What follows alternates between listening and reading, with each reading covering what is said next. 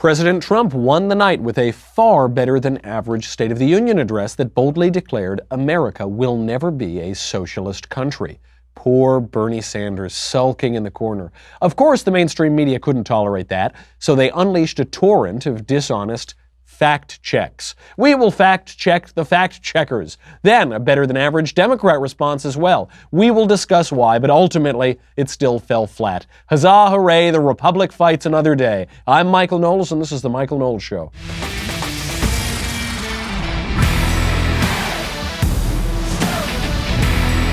A good night for President Trump, a good night for the Republican Party, and a very good night for America. We covered the State of the Union last night here for it felt like about 18 or 27 hours. So we won't go through point by point on the State of the Union. What I want to focus on is the reaction to the State of the Union. That's in the mainstream media, that's among the Democrat Party. That, I think, is probably more interesting than the speech itself.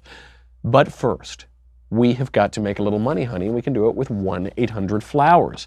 By now, most of us are racking our brains what to give our little honeys for Valentine's Day. With 1-800-FLOWERS.com, it's not that complicated. Roses from 1-800-FLOWERS are a no-brainer. Right now, when you order early, 1-800-FLOWERS has amazing deals on vibrant and romantic rose bouquets, arrangements, and more, just starting at $29.99. I gave one of these to sweet little Elisa last night, and she loved it. I said, listen, I know I've been covering the State of the Union for 2 years now. You know, you haven't seen me in months. But anyway, here are these flowers. She loved them. They're really, really nice. They come beautifully packaged, so the flowers don't get damaged. They look really nice. The bouquet prices will be going up soon, so take advantage today. Pick your delivery date, let 1-800-FLOWERS handle the rest. When it comes to Valentine's, I do not settle for anything less than my rose authority, 1-800-FLOWERS.com. To order Valentine's bouquets, arrangements, and more starting at $29.99, go to 1-800-FLOWERS.com, click the radio icon, and enter code COFEFE, C-O-V-F-E-F-E. Order today and save at 1-800-FLOWERS.com, promo code COFEFE, C-O-V-F-E-F-E. Before we get to the reaction, let's just start with one of the best lines of the entire night, maybe the most important line of the night, which has prompted probably the most vocal reaction. Here in the United States, we are alarmed by the new calls to adopt socialism in our country.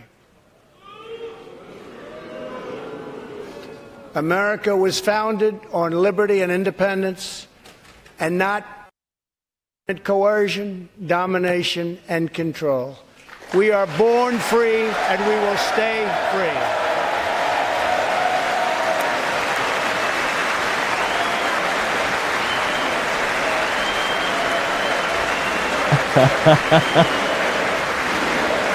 So you can see here Bernie Sanders looking so upset, so frustrated. We renew our resolve that America will never be a socialist country. Comrade Bernie slinking down even further in his chair. He's so very upset. Now you'll notice here, one of the more interesting things about the State of the Union is you look at who's clapping, who's not clapping, who's standing, who won't stand. Bernie sinking down into his chair. Even Nancy Pelosi clapped at that line. America will never be a socialist country. She didn't stand and clap, but she did clap.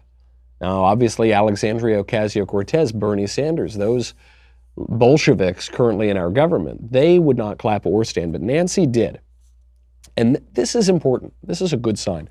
The line is very important because I actually do fear encroaching socialism in America. I do fear it. You now have the majority of millennials identify as socialist.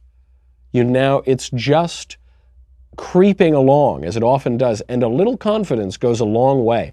The Democrats always do this. They make bold declarations, often crazy-sounding declarations, and then they say them often enough, and then they get repeated by the mainstream media, and then they start to sink in, and this is how they took over the culture. Republicans should be able to do that too. We should make these bold declarations. Now, what if America one day becomes a socialist country? Well, it won't happen on my watch. I'm going to do everything I can to make sure it doesn't happen on my watch. There's something very Churchillian about this strategy. This is what Winston Churchill did during the Second World War. During the darkest hours of that war, he said, "This Future generations will look on us and say, this was their finest hour. We shall go on. We shall fight in the beaches and in the streets. We shall never surrender. We'll never surrender. And it was just this total defiance. And it was that sort of defiance that President Trump made last night. Oh, some socialists won elections. Oh, the Democratic Party is veering towards socialism. Non-socialist Democrats can't run in the 2020 Democrat primary. Who cares? America will never be a socialist country. And he linked this to Venezuela. This is very important as well. You know, one thing he did is that he came out and declared the winner of the Venezuelan election that happened a week or two ago. He declared that Juan Guaido is the legitimate president of Venezuela over the socialist Nicolas Maduro. I do love that the U.S. can do that. I do love that during our State of the Union, we can just declare presidents of other countries. I'm not being facetious either. We should. That country has fallen to nothing. Nicolas Maduro is a ridiculous dictator who's destroyed that country after the destruction of Hugo Chavez. Great. We should kick him out. We should feel nothing wrong about that. I assume he won the election legitimately, even if he didn't. I'm sorry, I assume that Guaido won the election legitimately, but even if he didn't, I love that the U.S. can go in there and say, we're going to stop that misery. No more misery. Get out, Maduro. Too bad. Try again next time. That's really nice. And the connection to Venezuela is very important. Venezuela had one of the best economies in the world. In 1950, sometime during the 50s, it was the fourth strongest economy in the world. It's an oil-rich nation. It was a very wealthy nation. And then it was, even in recent memory, it was doing very well until socialism crept in and destroyed it. Within our lifetimes, we've seen socialism wreck that country. And what President Trump is saying is that people like Alexandria Ocasio-Cortez, like all of the incoming socialists, like Bernie Sanders, what they want to do is follow in the footsteps of Venezuela. Now, what they say is, no, we don't want that. We want to follow the Nordic countries, like Denmark. Denmark explicitly says we are not a socialist country.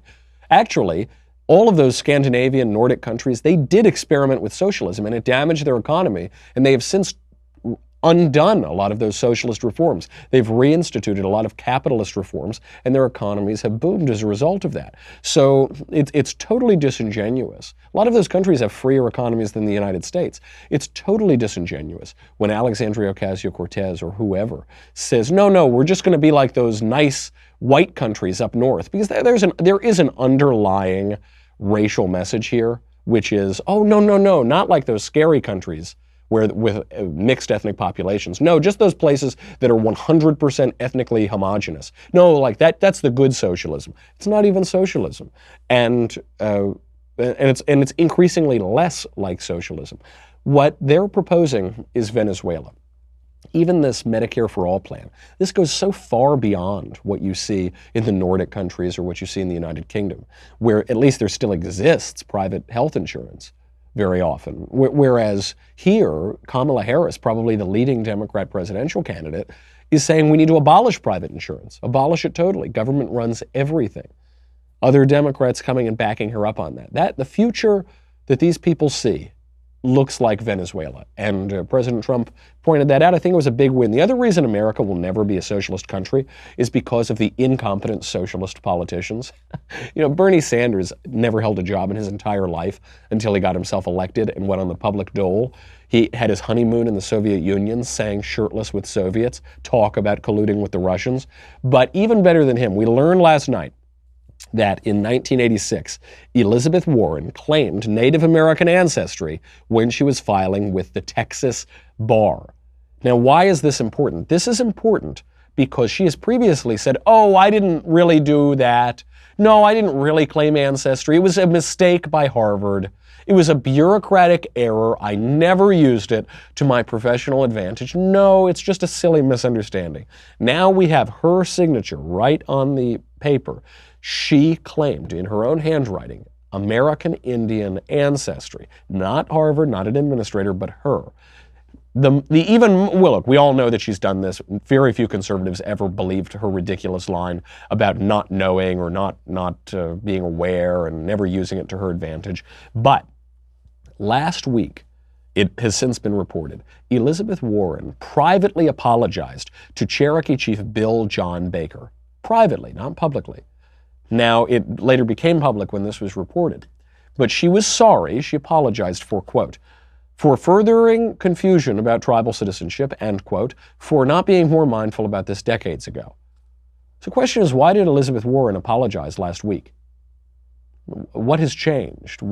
She initially launched her presidential campaign pretending still to be Native American because she's 1/1024th Native American, maybe.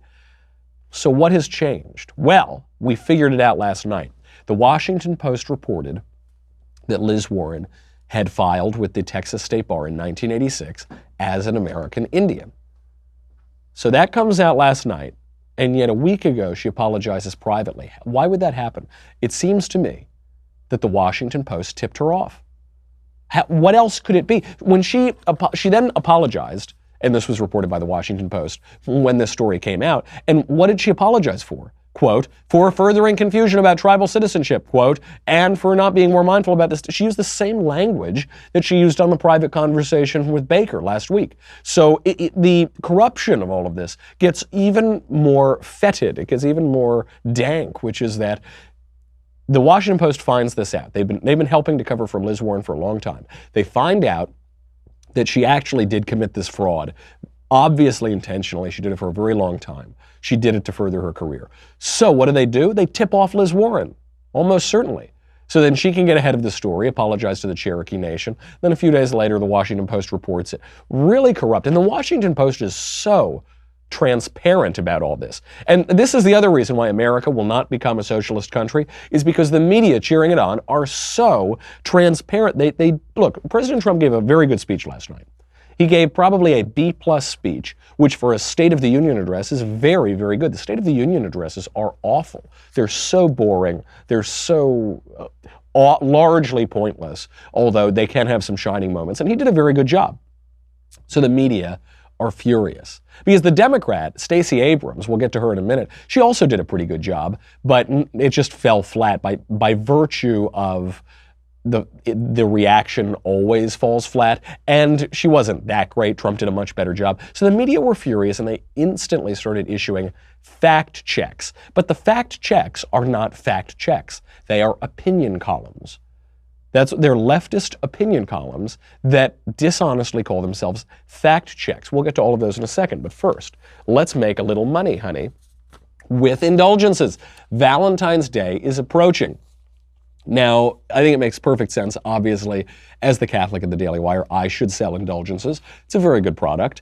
What are you going to do for Valentine's Day? It's an age-old dilemma. If you go to your local flower shop, the day of, you're going to spend $1 zillion, and maybe, who knows if you can control the quality. Sometimes, the flowers don't even last that long. For chocolates, you don't want to get fat. You don't. You say, you eat 2, you say, I can't eat those, then you throw them out. This year, try something original and indulgent for Valentine's Day. Something that rings the bell. Indulgences.store, not .com, .store, has partnered with Halo Healthy Tribes to create an indulgent line of hot beverage mixes. Just add water for some of the most sumptuous mugs of hot cocoa and other flavors. Mazaru matcha, ooh. Yogi goji, hubba hubba. Pink velvet, whole latte lovin'. I gotta stop. I'm getting too hot over here. 100% natural, no added sugar, loaded with MCT oil, just terrific stuff. These indulgent beverages are available in Valentine's gift packages starting as low as $39, but step up. Indulge her with all 6 flavors. Save even more. Enroll her in the subscription program to get 12 additional flavors over the year. Act now, get ahead of the Valentine's Crunch. There's a special deal for my listeners. Enter COVFEFE, C-O-V-F-E-F-E at checkout. Save 10%. Act quickly. Save money. Get Valentine's Day covered with a gift she'll appreciate that lasts for months. Indulgences.store, promo COVFEFE, C-O-V-F-E-F-E, 10% savings. Remember, indulgences.store, not .com, indulgences.store. Check it out. Okay, these fact checks, which are not fact checks, they're leftist opinion columns. The best one, my favorite one of the whole night, came from NPR. So NPR, right after this speech, issues this fact check. They say, quote, fact check. President Trump praised the record number of women in Congress, but that's almost entirely because of Democrats, not Trump's party. Fact check. Boom. Mic drop. How is that a fact check? What is the fact? First of all, they're talking about Trump's praising the women in Congress. Praise is not something that can be fact-checked. He did praise them. They're not saying he didn't praise them. You can't. So, okay. Second, the record number of women in Congress is a fact. And they don't dispute that fact. And then the but in their sentence is amazing because it's totally unrelated to the first part of it. Doesn't change anything about the number of women in Congress. Doesn't change anything about Donald Trump's praise of them. I don't think Donald Trump is confused about where a lot of those women came from. I don't think he thinks they're all Republicans. So it's just, the language is so amazing. Fact check. President Trump praised the record number of women in Congress, but that's almost entirely because of Democrats. It's as if to say, President Trump praised the record number of women in Congress, but you should still hate him because he's a huge jerk and I hate him. That was the fact check, NPR, which we're all paying for, by the way. We're paying for that fact check. Politico had a great one. Politico, State of the Union fact check. Trump said, quote, 1 in 3 women is sexually assaulted on the long journey north. That's partly true. Here's the full story.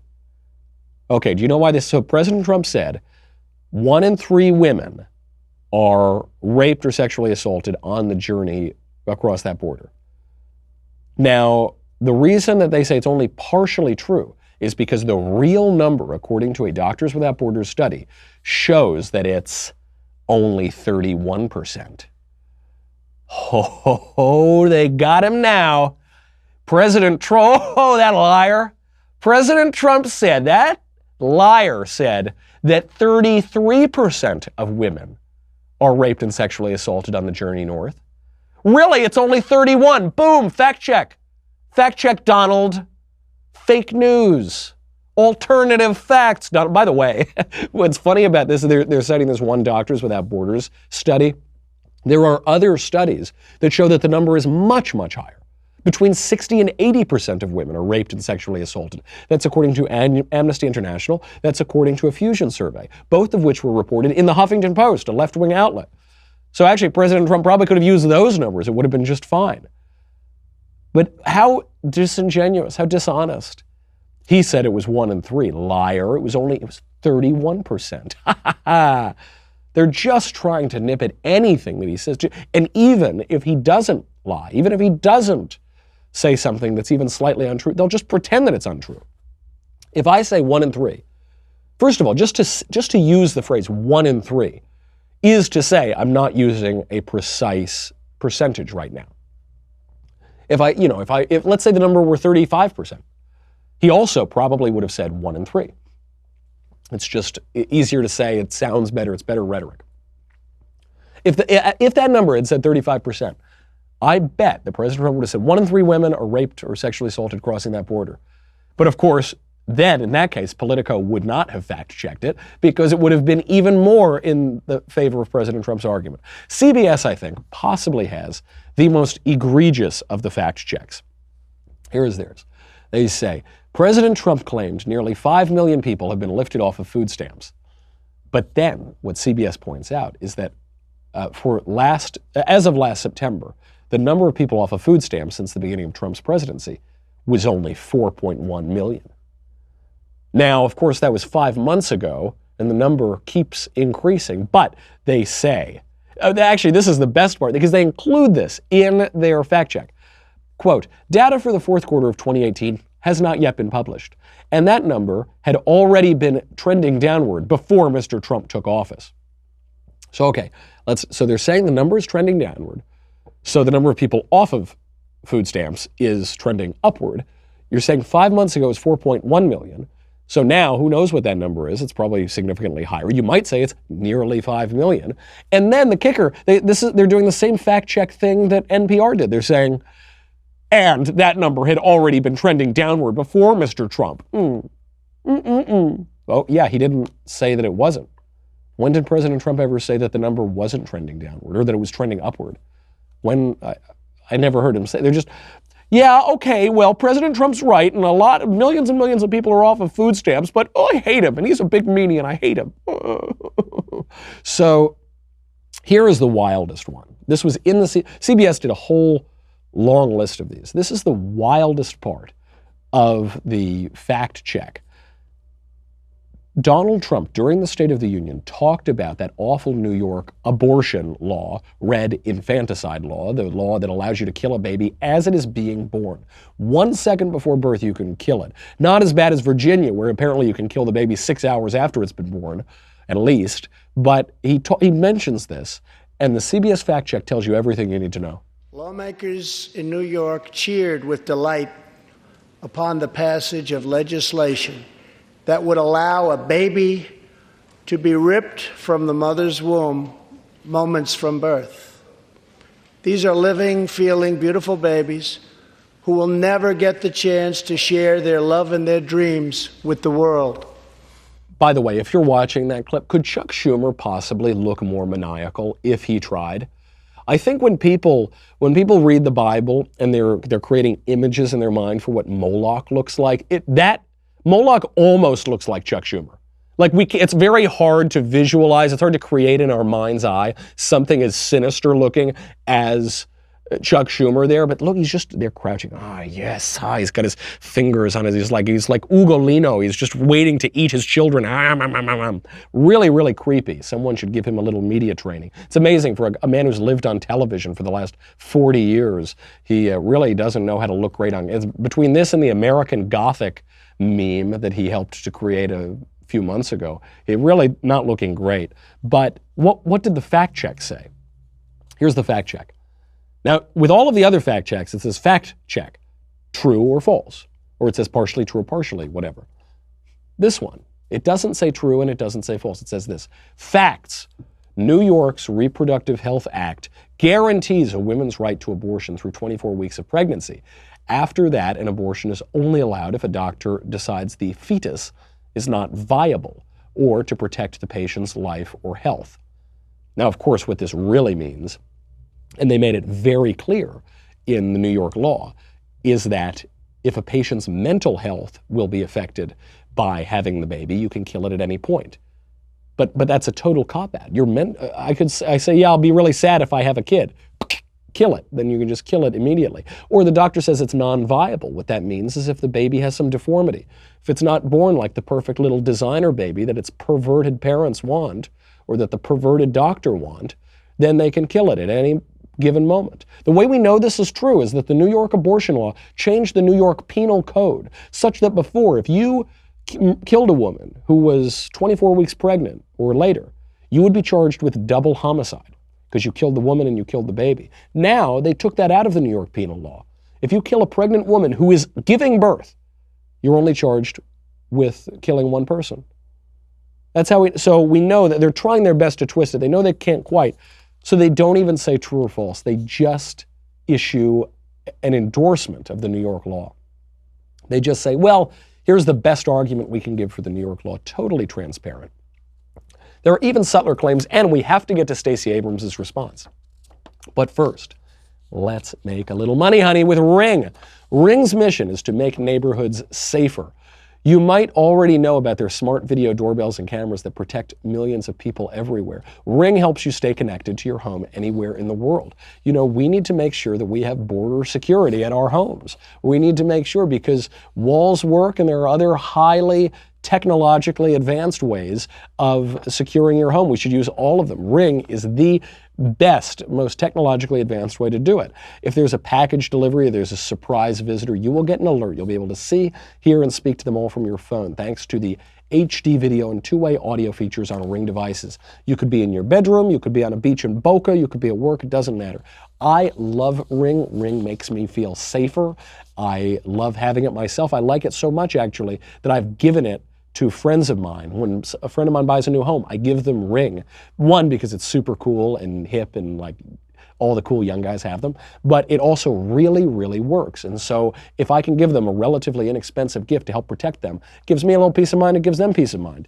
As a listener, you have a special offer on a Ring starter kit available right now. With a video doorbell and motion-activated floodlight cam, the starter kit has everything you need to start building a ring of security around your home.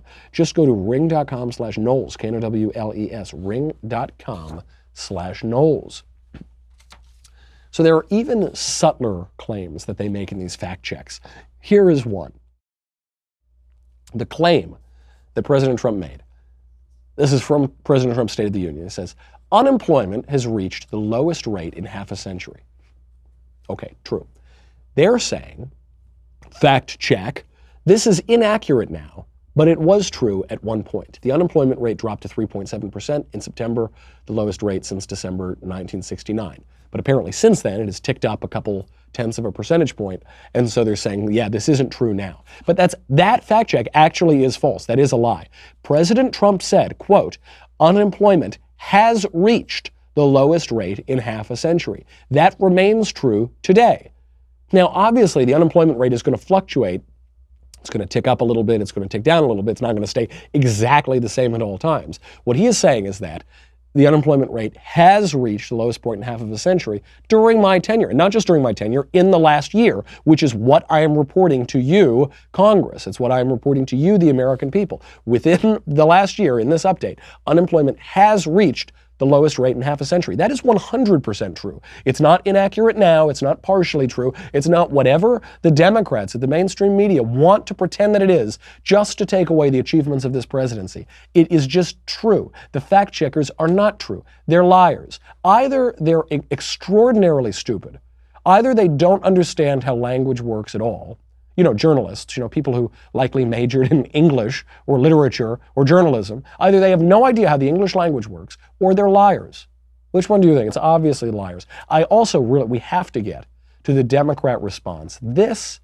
I was so excited. Stacey Abrams was giving the response. Who is Stacey Abrams, you ask? Yeah, I don't really know either. Stacey Abrams was not even the majority leader of the Georgia House of Representatives. She was the minority leader of the Georgia House of Representatives, and that's it. That's who now why on earth would the Democrats choose her? The National Democrat Party, going up against Donald Trump, the President of the United States. Why would they choose her to be the response to the State of the Union? One, because it's a thankless job that always fails, so a lot of bigger names don't want it. Two, she's currently doing nothing. She lost that race for Georgia governor, and she refused to concede it, but now she's got a lot of free time. Okay. The other reason is because the Democrats are doubling down on identity politics. Stacey Abrams made this a huge point of her campaign. Stacey Abrams made her whole campaign about racism, disenfranchisement. They're attacking me because I'm a black woman. That's what her whole cynical, ridiculous campaign was about. And she lost, thankfully, she lost. She finally conceded. They stopped. The Democrats started to get carpal tunnel writing all those fraudulent ballots out, so they finally gave up. They didn't want to hurt their wrists anymore. And the Democrats choose her to give this response because they're just as bigoted as Stacey Abrams is. They're just as cynical as Stacey Abrams is. Doesn't matter what you've accomplished. This woman has accomplished basically nothing in her entire life, and yet they choose her over far more qualified Democrats because of the color of her skin and because of her sex. That's what it's, and because she can run the intersectional identity politics campaign. I'm actually going to be speaking on this topic tonight at UCLA, despite my losing my voice, despite the sickness, the difficulties. I am going to persevere because we're going to do this speech tonight on the bigotry of the left. Specifically, how the way to reduce bigotry is to increase prejudice. A topic that seems, we don't talk about it a lot. People don't know what bigotry means. People don't know what prejudice means, but we certainly can see the rampant bigotry of the left and the Democrat Party. We're going to see it here in a second with Stacey Abrams' response. If you're around UCLA, check it out tonight. I think we're going to stream it too at the Daily Wire. So if you don't want to come and have me get you sick, then you can come check it out on the internet. We've got to say goodbye to Facebook and YouTube. Go to dailywire.com. It's $10 a month, $100 for an annual membership. You get me, you get the Andrew Klavan Show, you get the Ben Shapiro Show, you get his questions in the mailbag. Get those in, by the way. The mailbag is going to be coming right up. You get to ask questions backstage. You get Another Kingdom. You get everything. And you get this. I got to tell you, when I'm feeling a little under the weather, as I currently am, some people drink a hot toddy. Some people take cough medicine. Some people didn't know. You know what I do? I just open up my leftist tears. Oh, look at that steam. Do you see that? Oh, I'm just getting the steam from the leftist tears, and I feel as though I could sing an opera now. I feel it's really clear. It makes me feel so much healthier. Go over to dailywire.com. We'll be right back with a lot more.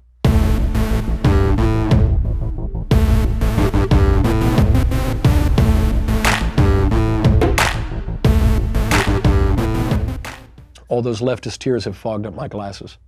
I don't mind. I actually think I can see more clearly through the leftist tears than I could before they had fogged up my glasses.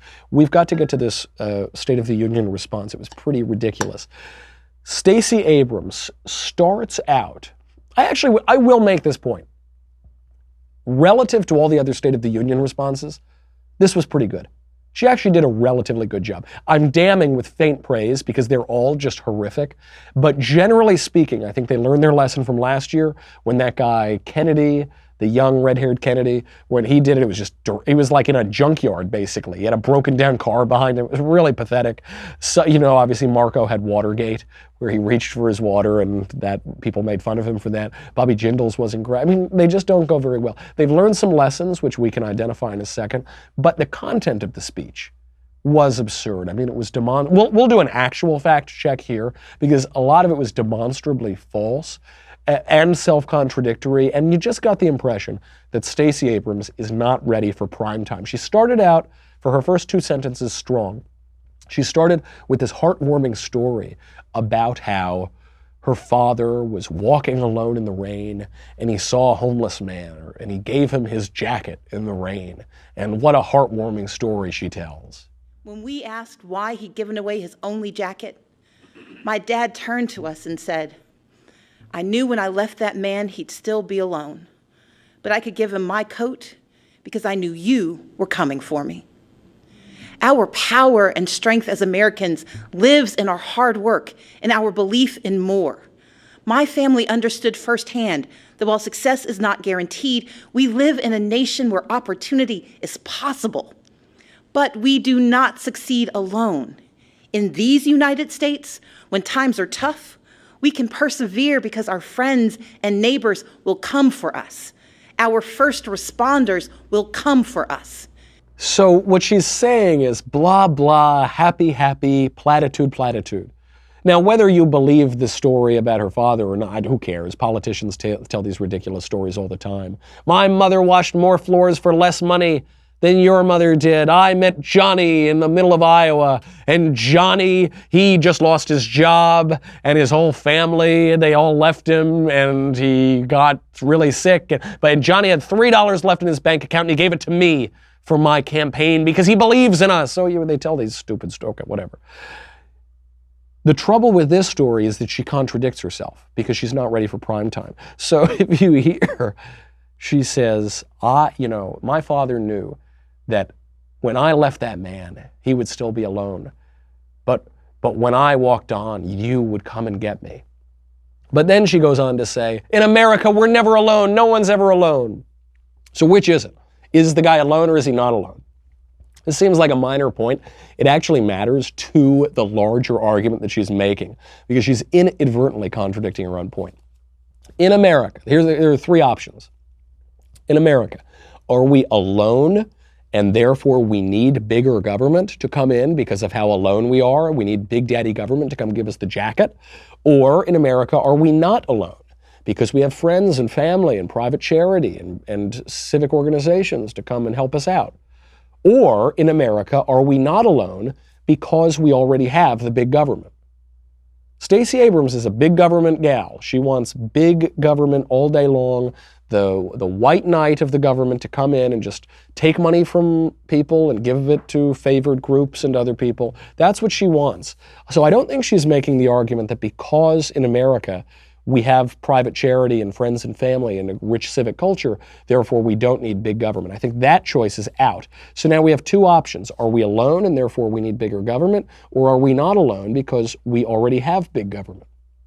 Well, she ends her whole talk by saying, we're not alone in America. So it seems that what she's actually concluding is that we are not alone because we have an adequately large government.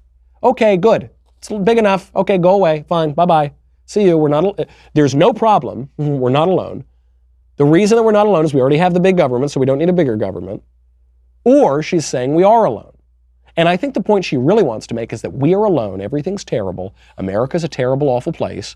And therefore, we need all of her stupid big government programs. She wants to make that point, but she's not allowed to make that point because that would be negative. That would be negative. It doesn't look good for a reaction to the State of the Union. It doesn't look good for her career. She's a nobody who just lost her race, and she hasn't really done anything else in her life. So that doesn't look good. She just sounds like she's whining and complaining from the sidelines. But the other reason that doesn't work is because the economy is doing really, really well. I mean, America's doing very well right now. President Trump's approval rating is doing quite well. 3/4 of Americans approved of his State of the Union speech last night. It was a very popular speech. So she can't, everywhere she tries to turn to make her argument, she gets cut off. So instead, she makes half of 2 arguments. But it's just not convincing. She just isn't ready for prime time. I guess that's the issue. So then she goes on to talk about, the only problem, there aren't really any problems happening right now, relatively speaking, in the country. So the only problems that she can find are these contrived problems, which is the government shutdown. The government shutdown that nobody really felt affected by. A couple weeks into the shutdown, they took a poll. They said, how many people feel that they've really been impacted by the shutdown? There were 6% of respondents said they had. They said, how many people know that there's a government shutdown? 21% of respondents didn't even know the government was shut down. So that's the closest thing to a real negative issue she could find, and so she hammers it. Just a few weeks ago, I joined volunteers to distribute meals to furloughed federal workers. They waited in line for a box of food and a sliver of hope since they hadn't received paychecks in weeks. Making livelihoods of our federal workers a pawn for political games is a disgrace.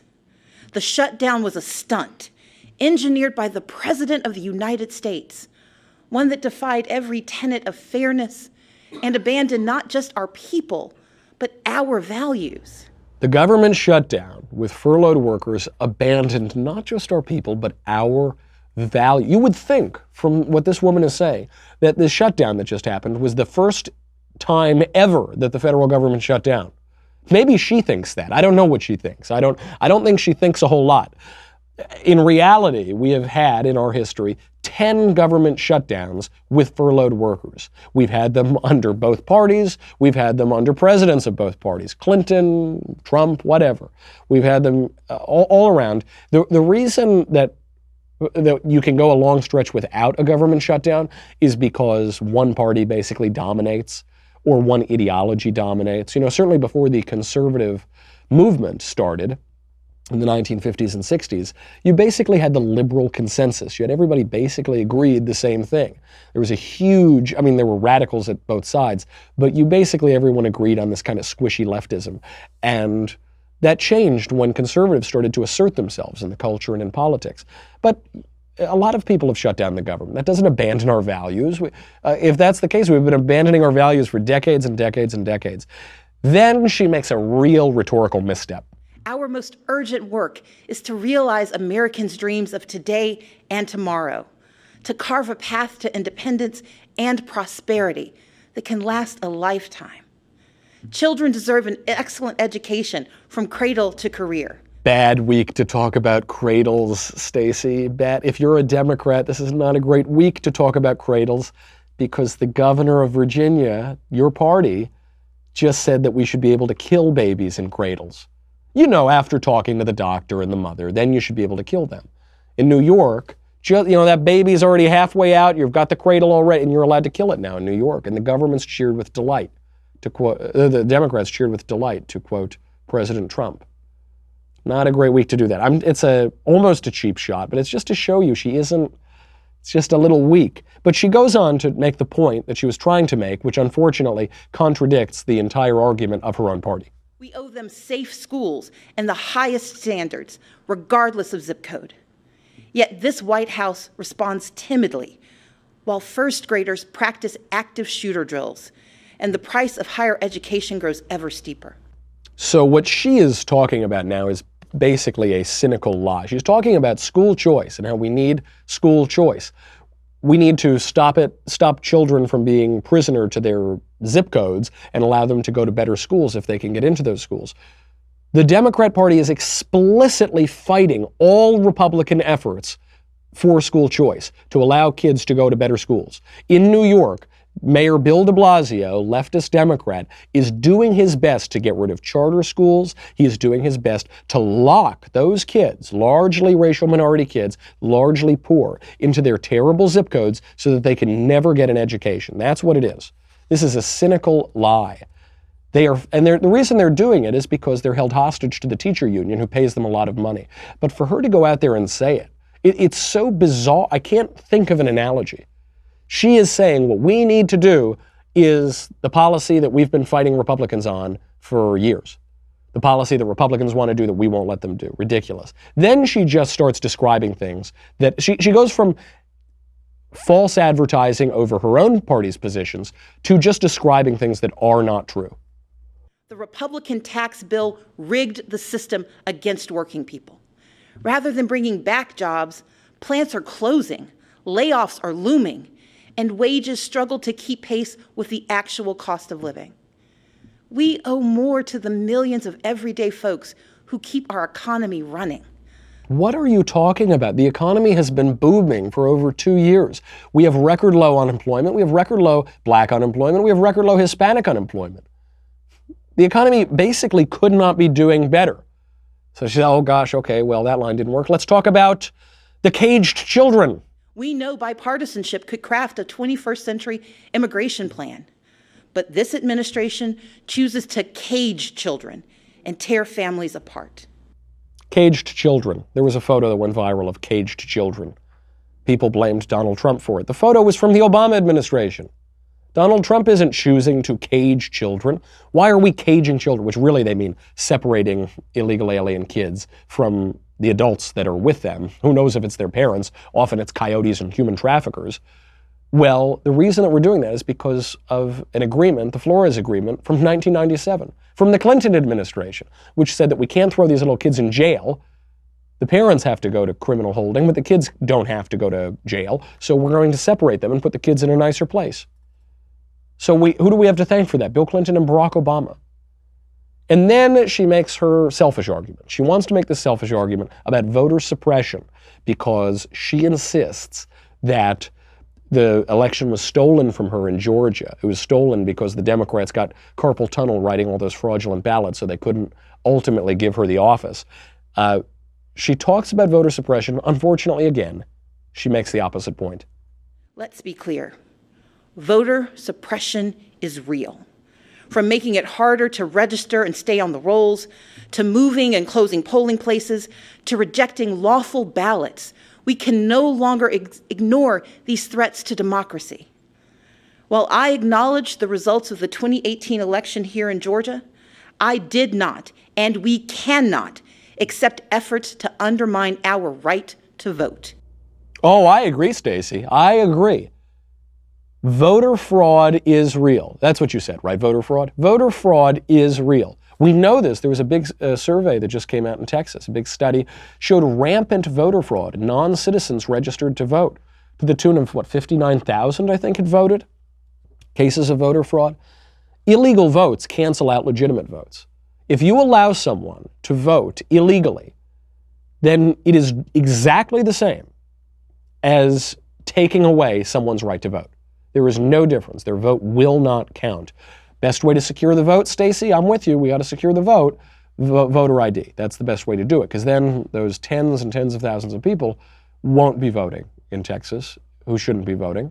And then tens and tens of thousands of votes won't be canceled out. Tens and tens of thousands of people won't have their right to vote effectively canceled. I will leave on a sort of nice note to Stacey Abrams. This was relatively better than most of the responses. The reason is the framing of it. The reason these don't work is President Trump has the biggest audience, first he's got the world, but then he's in the Capitol, this grand auditorium. He's got the vice president and the speaker behind him. He's got all of these, 500 congressmen, senators in front of him. And so it's just so grand. And then they film the reaction in a little tiny broom closet. They basically film it in my studio upstairs.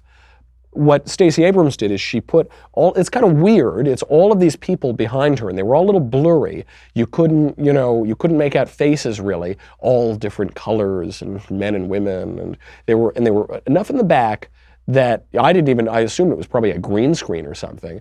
But you still got the feeling that she's surrounded by people. This is just a basic lesson for political rallies. You want to be surrounded by people, so it looks like you've got a lot of support. I thought that was a really smart revision to the response to the State of the Union, but it fell flat. Trump won the night, and for now, we can say proudly, happily, hopefully, America will never be a socialist country. Check us out tonight at UCLA, and if you're not there, then I'll see you tomorrow on the show. Get your mailbag questions in. In the meantime, I'm Michael Knowles. This is The Michael Knowles Show.